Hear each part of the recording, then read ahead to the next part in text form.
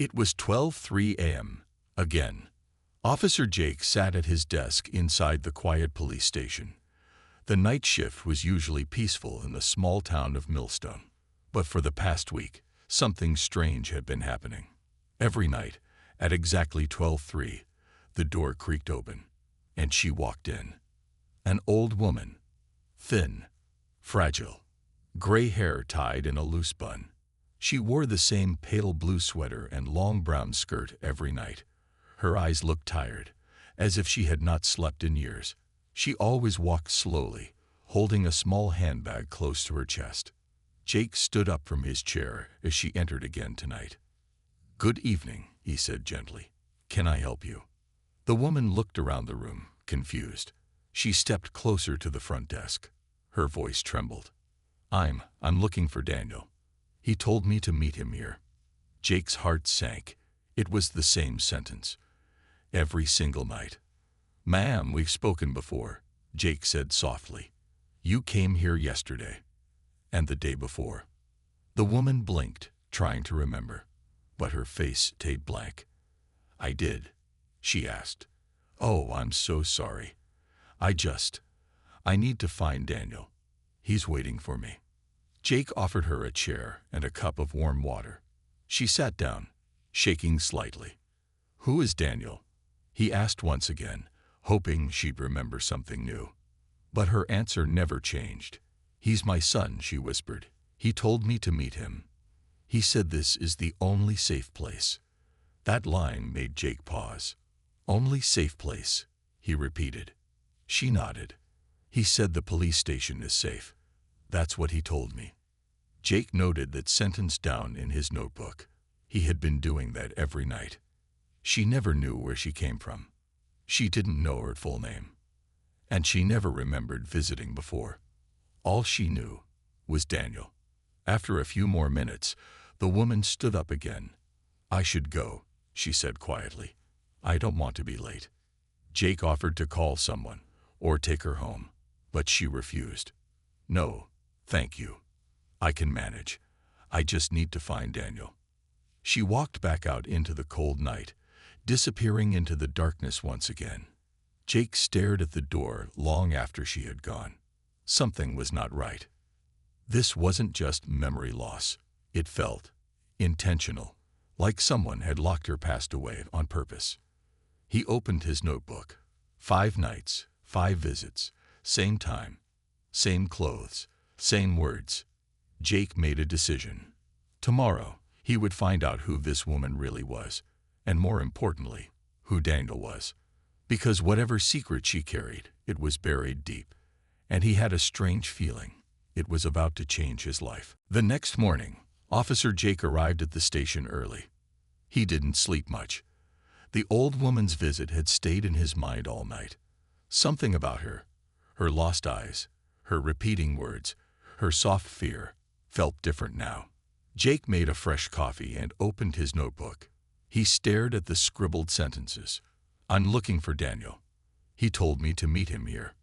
Only safe place." Those same lines echoed like a broken record. Jake typed the details into his computer. Elderly woman, 70 to 75 years old, memory loss, claims to be searching for son named Daniel, appears at police station nightly at 12:03 a.m. Nothing came up. No missing person reports. No matching name. No family contacts. No ID. Jake leaned back in his chair, confused. In today's world, everyone had a digital trail. But this woman was invisible, almost like she didn't exist. Later that afternoon, Jake visited the town's retirement center. He spoke with the manager, a kind lady named Sarah. He showed her a sketch that another officer had drawn of the old woman. Sarah's eyes widened. "She looks like, oh my God, yes, I think her name is Margaret." Jake straightened. "Margaret." Sarah nodded. "Margaret Holloway. But that can't be. She passed away years ago. That's what we were told." Jake frowned. Told by who? Sarah thought for a moment. By her son, Daniel Holloway. He came here one day, said she had died peacefully in a home far away. Then he took all her things. She never came back. Jake's heart beat faster. Do you have any contact information for Daniel? Sarah walked to her office and returned with an old file. Here, last known address. It's out by the edge of town. Jake thanked her and left. He now had a name, a son, an address. If this was true, then the woman who came every night, Margaret, was alive. But why did her son say she was dead? What was he hiding? That night, Jake waited by the front desk, eyes fixed on the door. 12:03 a.m. Like clockwork, it opened, and there she was again, Margaret. Same sweater, same skirt, same quiet footsteps. Jake stood up, calm and gentle. "Good evening, Margaret," he said slowly. She blinked. "Do I know you?" Jake smiled. "Not yet, but I know your name now." Margaret paused. For a second, her face twitched, like a forgotten memory had knocked on her mind. "My name?" she asked. "Yes, Margaret Holloway." She looked shocked. Her lips trembled. "Margaret." Then she broke down in tears. Jake rushed to comfort her. He guided her to the chair and gave her water. She kept whispering the name again and again. I forgot my own name." "It's okay," Jake said. "You're safe now." After a few minutes, Jake leaned in. "Do you remember Daniel, your son?" Her face grew blank again. I know that name. He told me to wait here. He said it's safe." Jake decided to be honest. "Margaret," he said gently, "your son told the nursing home that you had died, but you're alive. And no one knows why he lied." Margaret froze. Her fingers gripped the water cup tightly. Then she whispered one word. "Basement." Jake's eyes widened. "Basement."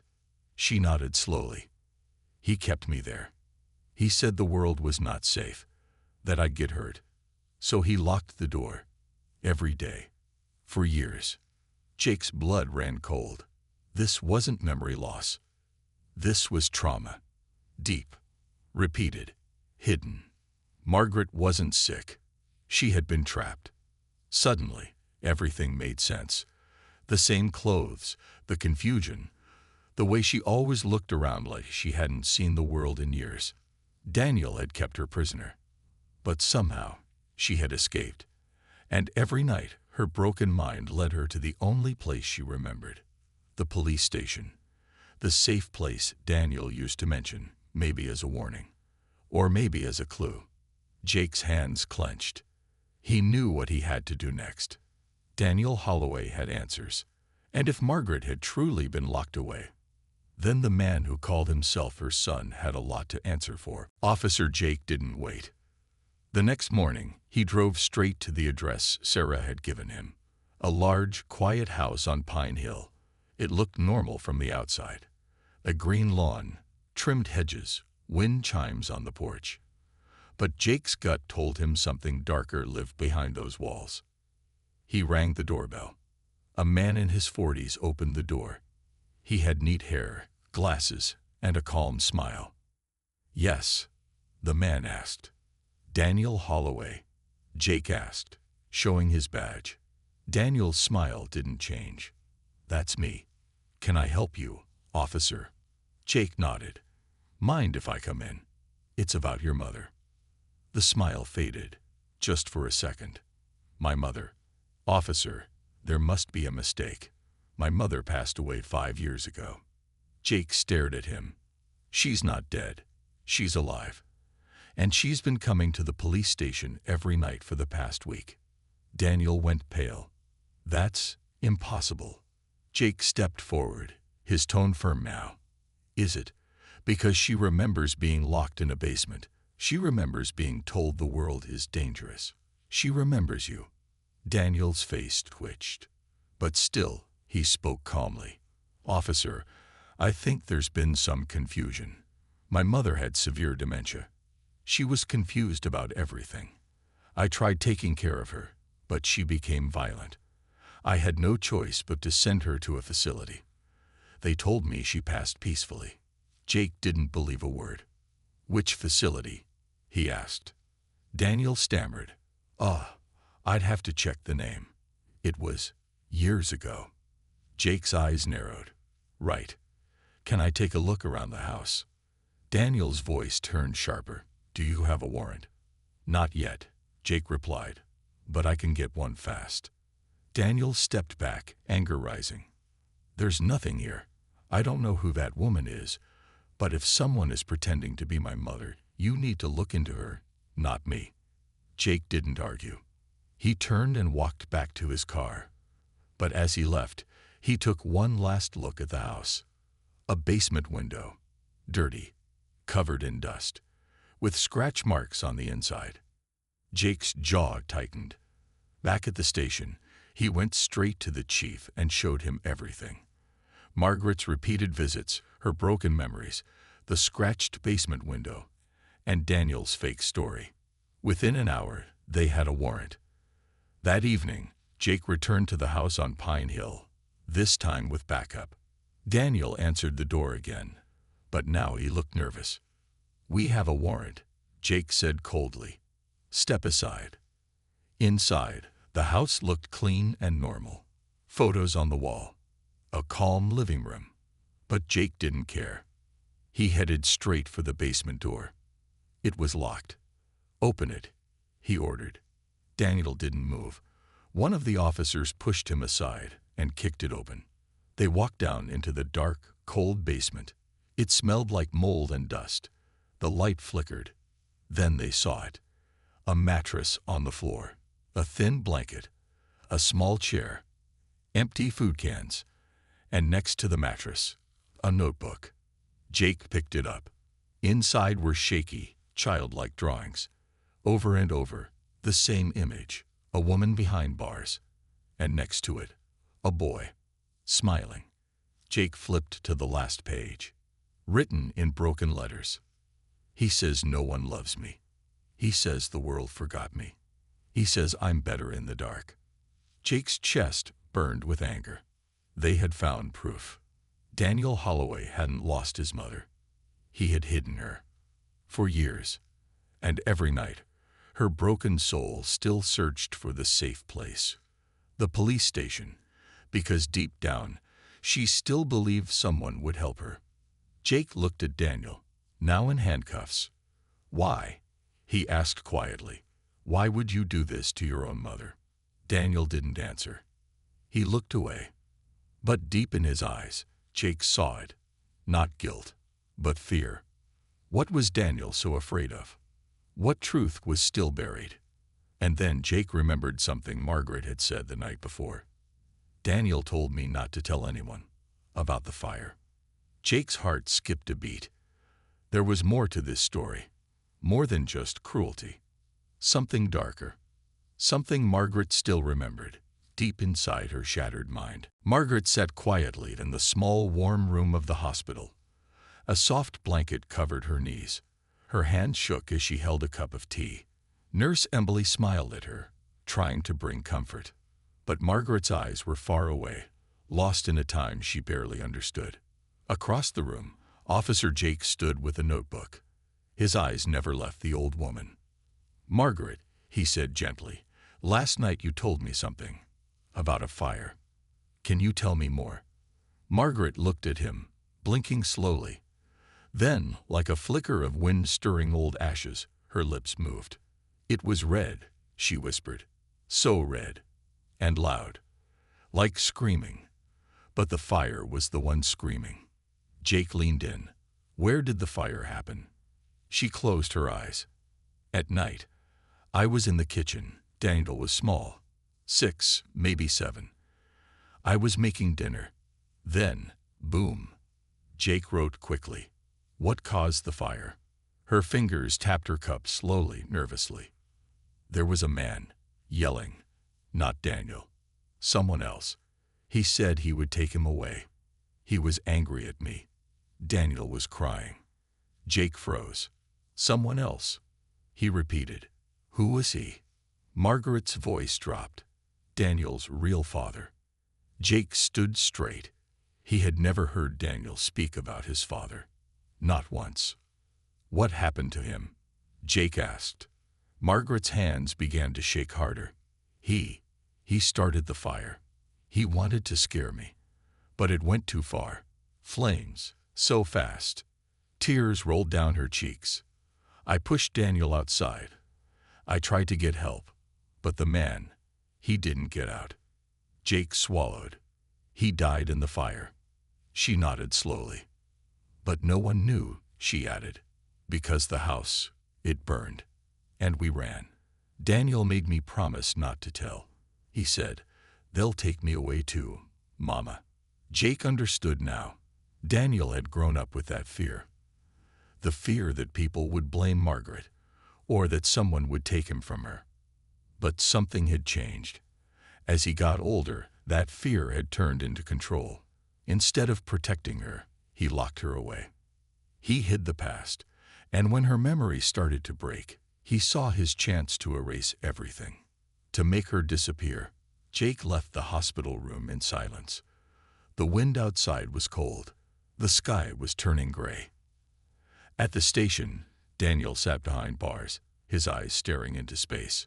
Jake sat across from him. "I spoke to your mother," he said. "She remembers." Daniel didn't blink. "She told me about your father," Jake added. "About the fire." Daniel finally looked up. His voice was low, cold. "She shouldn't have remembered." "Why?" Jake asked. Daniel laughed softly. "Because I built a life. A good life. No one knew who we were. The fire, the running, all of it. I was just a scared boy." But then she started talking, wandering, telling people things. "I couldn't risk it. So you locked her away." Daniel's eyes burned. "I gave her food. I gave her books. But she wouldn't stop. Every night, she whispered his name. Every night, she tried to walk outside." Jake stared at him. "You kept her in a basement for 5 years. She would have ruined everything." Daniel snapped. "You don't get it. People would have judged her, or me, or both." Jake stood up. "They'll judge now, but not the way you think. You didn't protect your mother. You punished her." Daniel looked away. That night, Jake visited Margaret again. This time, she was staring out the window. He sat beside her gently. "Margaret, it's over. He's not going to hurt you again." She didn't respond. Then, slowly, she turned her head. "Do you know," she said softly, "every night I walked to your station, because I knew someone there had a good heart." Jake smiled gently. "I'm glad you did." "Not all cops listen," she whispered. "But you did." He looked at her, sadness and pride mixing in his eyes. "You're safe now," he said. Margaret leaned back in her chair. For the first time in years, her shoulders relaxed. Her hands stopped shaking. But as she looked back out the window, her voice broke the silence once more. "There's still something I haven't told you." Jake turned quickly. "What is it?" She paused. "There's another name. He used to say it, over and over, before the fire." Jake's heart raced. "What name?" She closed her eyes. "I think it's the name of the man who helped him plan the fire." Jake stood frozen. There was someone else. Officer Jake stood frozen in the hospital room. The small clock on the wall ticked loudly. Margaret had just said something that changed everything. "There's another man," she whispered again. "He was there, before the fire." Jake took a deep breath. "Margaret, do you remember his name?" Margaret looked out the window again. Her eyes were glassy, full of memories that flickered like an old movie. "Briggs," she said slowly. "He called him Briggs." Jake wrote the name down, his heart pounding. "Was he a friend of your husband?" he asked. Margaret shook her head. "No, he was not a friend. He came to the house once. I didn't like him." He looked at Daniel strangely, too closely. Jake narrowed his eyes. "Strangely." She nodded, like he wanted something from him. Jake's chest tightened. There was something darker here than just an old family secret. If Briggs had been part of the fire, if he had wanted something from little Daniel, What had he been planning? He stood up. "Margaret, you've helped more than you know. I'll find out who this man is." As Jake walked out of the hospital, his mind spun with questions. Back at the station, he ran the name Briggs through the database. Dozens of results came up, but only one was connected to the city during the time of the fire. Michael Briggs, known for fraud, arson, and suspected child trafficking, but never proven guilty. Jake stared at the screen. This man was dangerous, and he had vanished 10 years ago. Jake leaned back in his chair. It was all starting to make sense. Daniel wasn't just scared of his mother talking about the past. He was scared she'd remember this man. Was Briggs still alive? Was he still watching? Suddenly, a message popped up on Jake's screen. Unknown caller left a voicemail on the station's emergency line. Jake clicked play. A deep, rough voice filled the room. "You're asking questions, officer, about old things. That woman should have stayed quiet. Tell her to forget, or next time, I'll finish what I started." Jake's blood ran cold. It was him, Briggs. He was alive. He was watching. Meanwhile, at the hospital, Margaret was sleeping peacefully, her breathing slow and soft. But the nurse at the front desk suddenly noticed something strange. A man had just walked in. He was wearing a cap low over his face. He didn't say anything. He walked toward Margaret's room. "Excuse me, sir," the nurse called. The man didn't answer. The nurse quickly picked up the phone and called the security.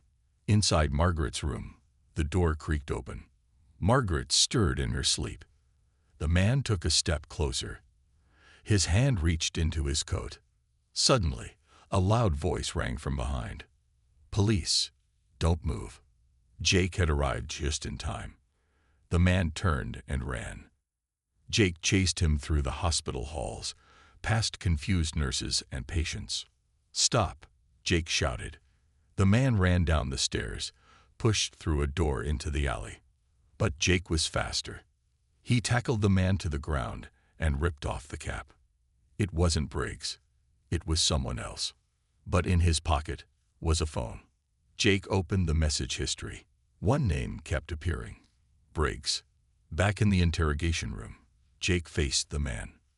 "Where is he?" Jake asked. The man didn't answer. Jake slammed his hand on the table. "Where is Briggs?"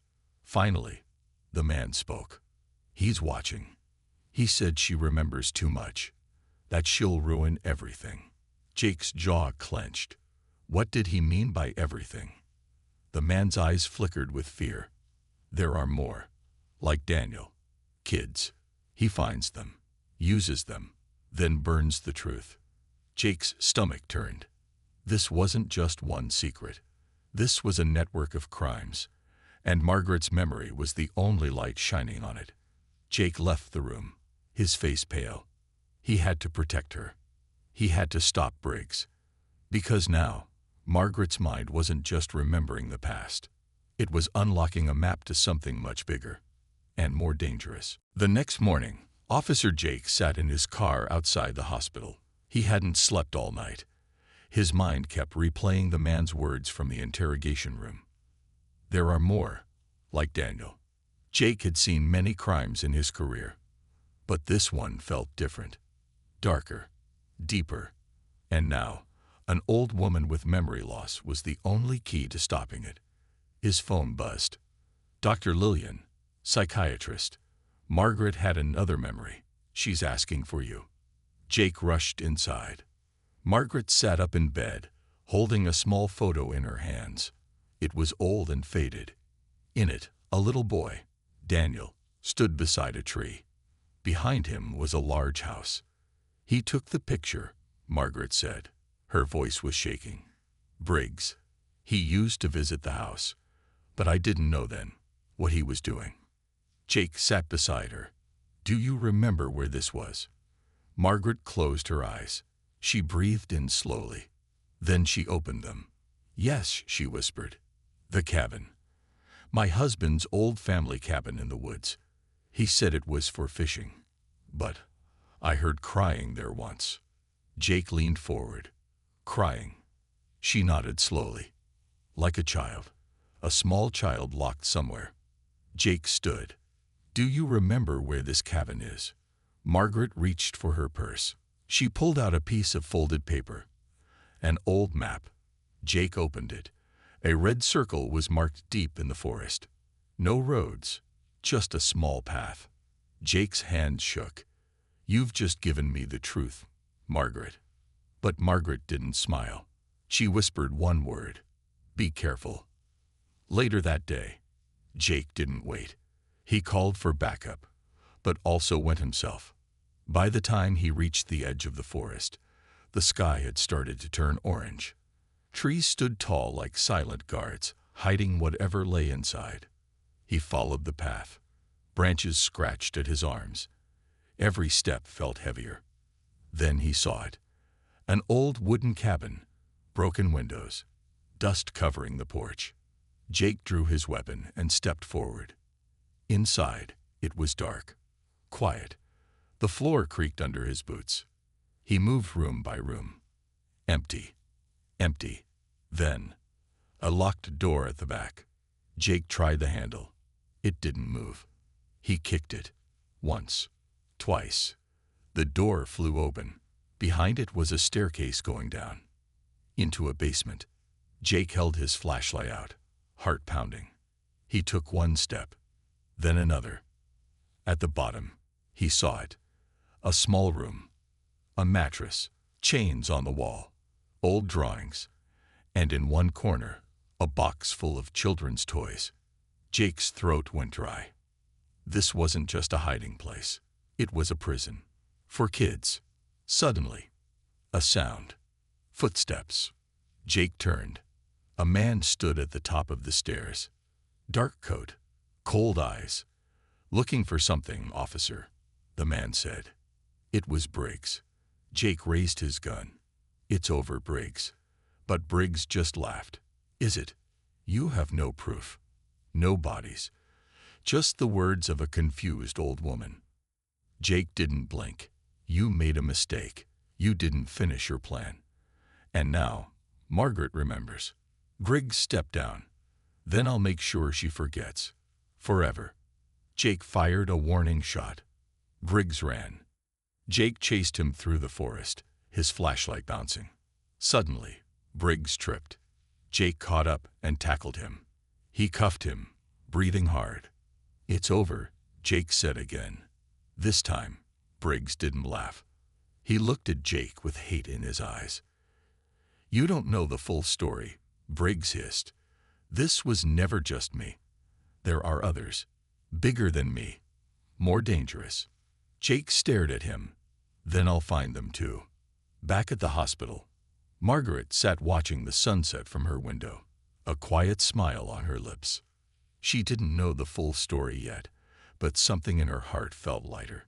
Daniel's name had been cleared, and Briggs was finally caught.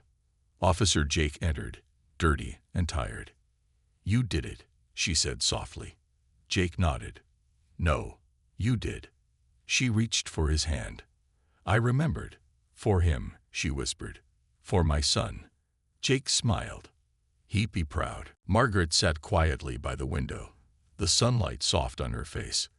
For the first time in many years, she felt a small peace inside her heart. Daniel's name had been cleared. The man who hurt him, Briggs, was behind bars. But deep inside, something still felt unfinished. Officer Jake visited her every day now. He didn't treat her like a helpless old woman. He listened. He believed her. That evening, Jake brought her a small box. I found this in the secret room, he said. It was hidden under the floorboards. Margaret opened it slowly. Inside were drawings. Daniel's drawings. Simple ones. A house, a tree, a sun. But one drawing made her hands shake. It was a picture of a boy, standing near a fire. Behind him, another figure, tall, wearing a coat. Margaret stared at it. That's not Briggs. Jake looked at the image carefully. Are you saying someone else was there? Margaret's eyes welled with tears. Suddenly, she gasped. It hit her all at once, a rush of memories. The shouting, the fire, the night Daniel disappeared. She clutched her chest. It wasn't Briggs who took Daniel away that night. It was... Jake leaned closer. Who, Margaret? She looked into his eyes. It was my husband. A shocking truth. Jake couldn't believe it. Your husband. But he died years ago, didn't he? Margaret nodded slowly. Yes. But before that, he was part of it too. She paused, holding the drawing tightly. He used to tell me not to ask questions. He told me the cabin was his private place. I never asked. I should have. Jake listened, heart heavy. I saw him one night, she continued, voice trembling. He was carrying Daniel. The boy was crying. I asked where they were going. He said they were just going for a walk. But he never brought him back. Tears rolled down her face. He told me Daniel ran away. And I believed him. Jake put his hand on her shoulder. You didn't know, Margaret. But I forgot, she said, broken. My mind, it blocked everything. Like it was hiding the pain. Jake stood and paced the room. The case was deeper than he ever imagined. The man everyone thought was a kind, loving husband had been hiding something all along. What about the fire? Jake asked. The one that destroyed your old house. Margaret closed her eyes. He started it. The night Daniel disappeared. I remember flames. He said it was an accident, but maybe he was hiding evidence. Jake nodded. We'll go back to the ruins. We'll search everything again. 2 weeks later, Jake and a forensic team searched the remains of Margaret's old house. Burnt wood, cracked stone, forgotten memories. And then they found it. A metal box buried under ashes in the basement floor. Inside were papers, names, places, photos of children, hidden files. Not just Daniel. Many children. This was bigger than Briggs, bigger than anyone thought. Jake turned to his team. Call the chief. We just opened a whole new case. Margaret's last words. Back at the hospital, Margaret's health had started to fade, but her heart felt lighter. Jake visited her one last time. He told her everything they found. She smiled weakly. So, it wasn't all for nothing. You saved many lives, Jake said. Your memories were the missing key. Margaret closed her eyes and whispered, Tell Daniel, I'm sorry. And with that, she took her last breath. The officer who believed.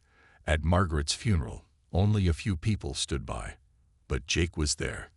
With him, he held Daniel's drawing. He placed it on her coffin gently. She remembered Daniel, he said softly. She didn't forget you. As the wind blew through the trees, Jake turned and walked away.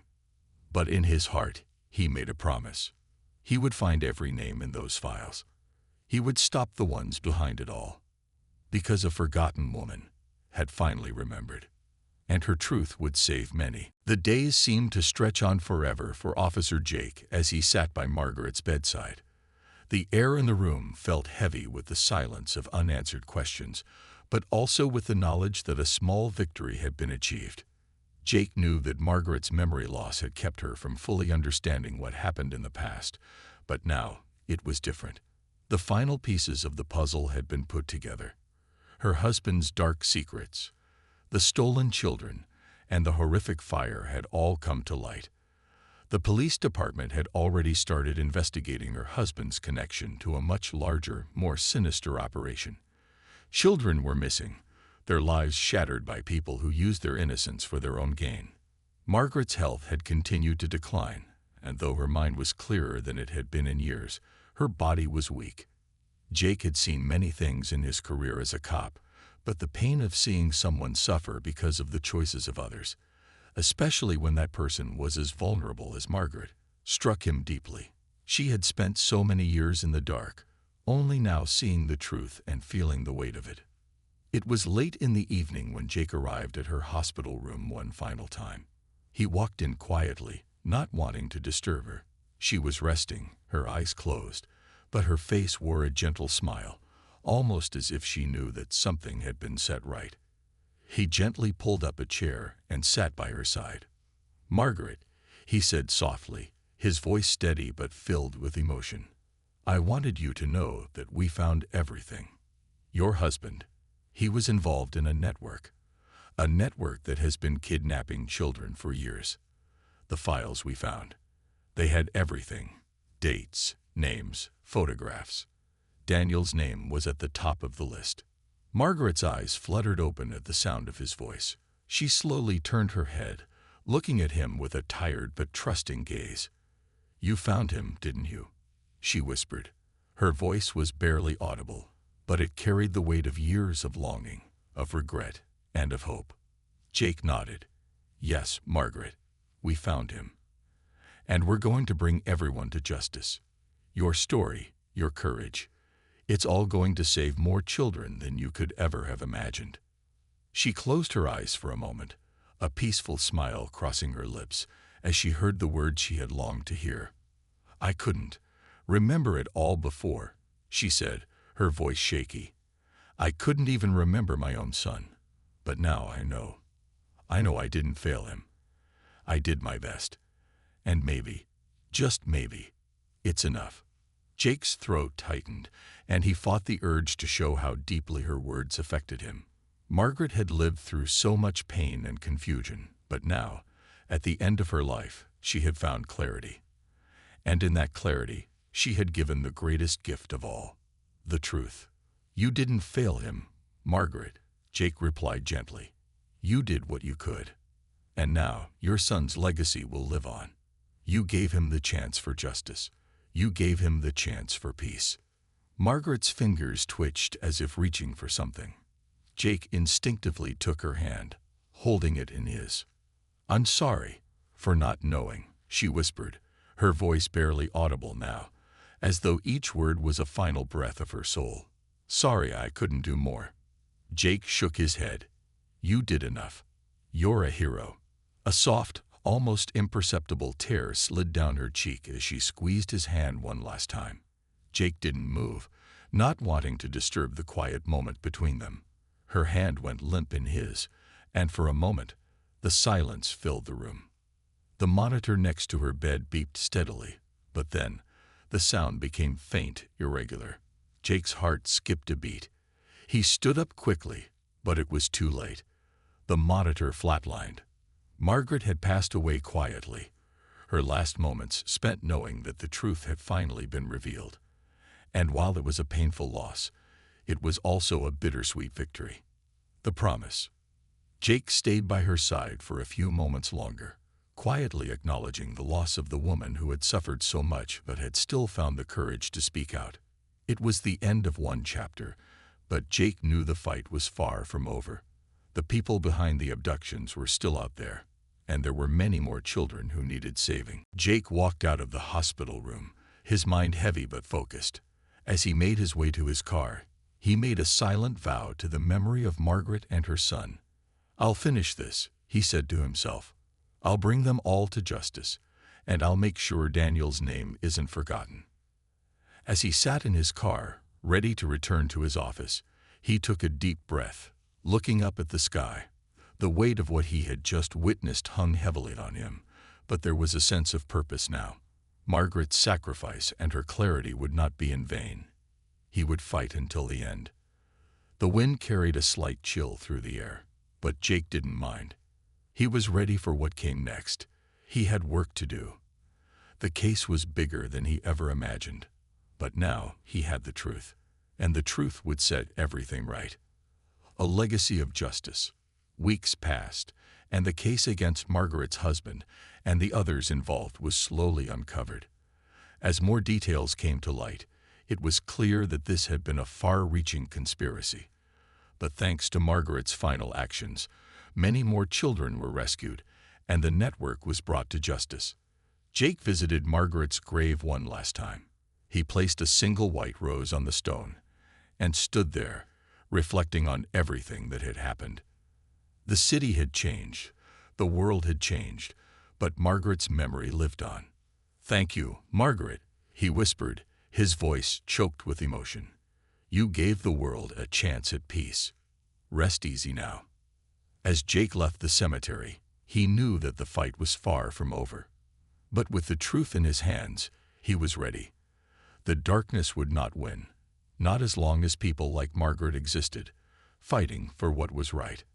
And as for Margaret, she had finally found peace. The truth had set her free, and in doing so, had freed so many others.